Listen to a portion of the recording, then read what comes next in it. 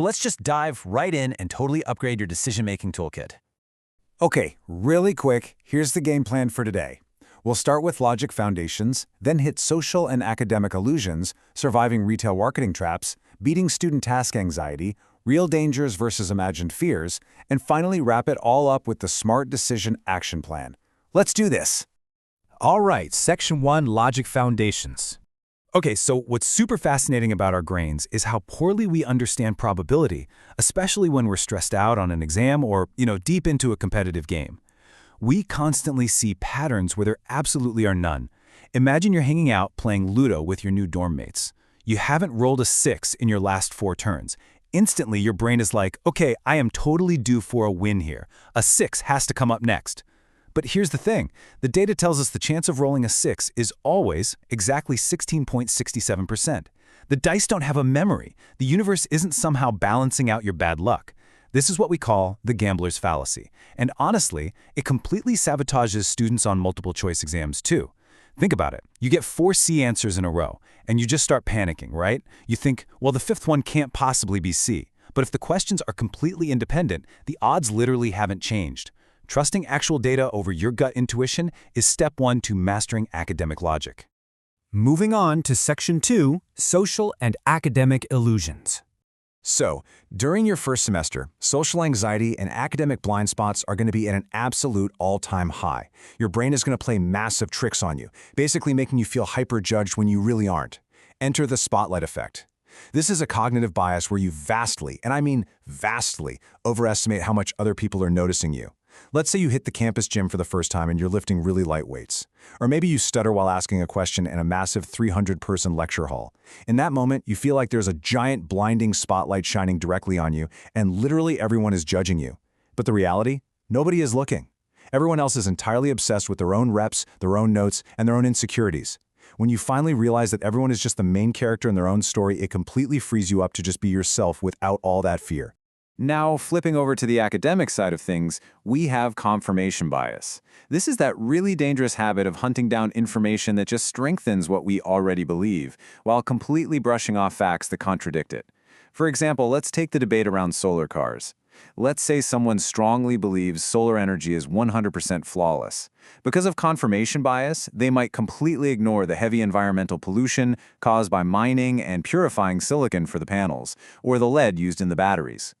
As a student, if you're only gathering research that echoes your own thesis and you're ignoring all the counter-evidence, your academic and professional judgment is going to take a huge hit. It is absolutely crucial to seek out diverse sources before locking in a conclusion. Next up, Section 3, Surviving Retail Marketing Traps. All right, as a student on a tight budget, you have to know that marketers are actively trying to exploit your cognitive biases. They use these visual and psychological tricks to just drain your wallet. Let's look at the actual logic path of the contrast effect. Say you walk into a store and you have a super strict 1,500 rupee budget. Step 1. The retailer deliberately hits you with a massively overpriced 5,000 rupee shirt first. Then, Step 2. They show you a 2,000 rupee shirt. Step 3. Your brain floods with emotional relief. Compared to the 5,000 rupee one, this feels like a total steal. And Step 4. Boom, you buy it. You just spent 2,000 rupees. You completely threw your rational 1,500 rupee budget right out the window simply because the retailer manipulated your perception of value using contrast. You can really see the battle here between rational logic and emotional impulse. Rational logic is sitting there saying, hey, I have exactly 1,500 rupees to spend, no exceptions. But your emotional impulse gets totally hijacked. And honestly, marketers love doubling down with the halo effect too. That's when they make a product's packaging look incredibly premium, so you just automatically assume it's worth a higher price purely because it's pretty. When you combine gorgeous packaging with what looks like a slashed price tag, it feels like a massive win. You feel like you practically have to buy it. But remember, these tactics are specifically engineered to make you feel like you're saving money, when in reality, you are spending way more than you planned. A really close cousin to this trap is the anchoring effect. Imagine you're out buying a car, and it has this massive base price of 15 lakh. The salesperson then casually asks if you want to upgrade your seat covers for 50,000 rupees. Standing next to that giant 15 lakh anchor, 50 grand feels like pocket change, right? So you happily agree. But think about it for a second. If a random person knocked on your front door and asked you to buy seat covers for 50,000 rupees out of the blue, you'd probably slam the door in their face. Context completely warps our perception of money. So always evaluate the price of an upgrade or add-on completely separated from the massive anchor price. Let's jump into Section 4, Beating Student Task Anxiety.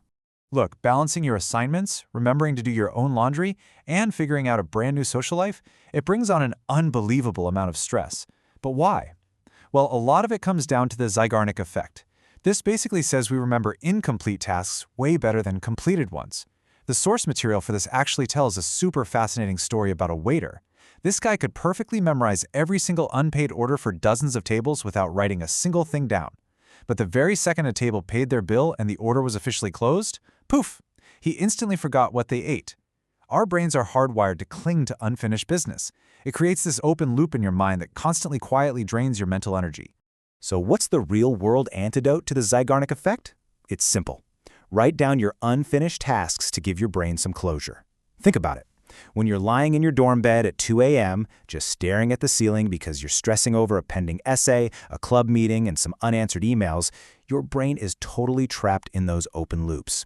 But the exact moment you write those tasks down on a physical piece of paper, you're signaling to your brain that the information is safely stored. The loop closes. Your brain can finally let it go, and you can actually get some sleep. It's a real game changer. Moving on to Section 5, Real Dangers versus Imagined Fears. As a young adult really stepping out into the world for the first time, your media consumption is dramatically skewing your perception of what's actually risky. We call this the availability bias. If you go out and ask people what they fear more, a lot of them will say terrorist attacks. But if you look at the actual concrete statistics, everyday car crashes happen at an astronomically higher rate. So why on earth do we fear the rare event so much more? It's all about availability. A terrorist attack is plastered across every single news channel for weeks. It's highly available to your memory. But car crashes? They happen every single day, so they almost never make the big headlines. We falsely judge the probability of an event based purely on how easily we can recall examples of it. So the takeaway here is to base your fears and your precautions on actual statistical data, not just whatever is headlining the evening news. Finally, Section 6, the Smart Decision Action Plan. Okay, we've identified the traps. Now, let's build your actual mental toolkit. I want you to literally hit pause and ask yourself these 4 specific questions before making any significant academic or purchase decision. Number 1, is this anchored to a higher price? Am I just being tricked by a fake markdown? Number 2, is the halo effect blinding me just because the product looks pretty? Number 3, what was my exact original budget before I walked into the situation? And number 4, am I actively seeking out opposing facts, or am I just feeding my own confirmation bias? I promise you, taking just a 5-second pause to run through this checklist will save your wallet and keep your grade sharp. And to turn this theory into an actual daily habit, try using a weekly tracking log. It's super simple. For example, let's say on Monday, your trigger situation was buying those expensive shoes. You could identify the bias as the contrast effect, because maybe the salesperson showed you the super expensive ones first. Then you write down the rational alternative choice, which would have been to strictly stick to your original budget. By actively logging these biases throughout the week, you're literally training your brain to spot them in real time. And once you see them, you completely neutralize their power over you.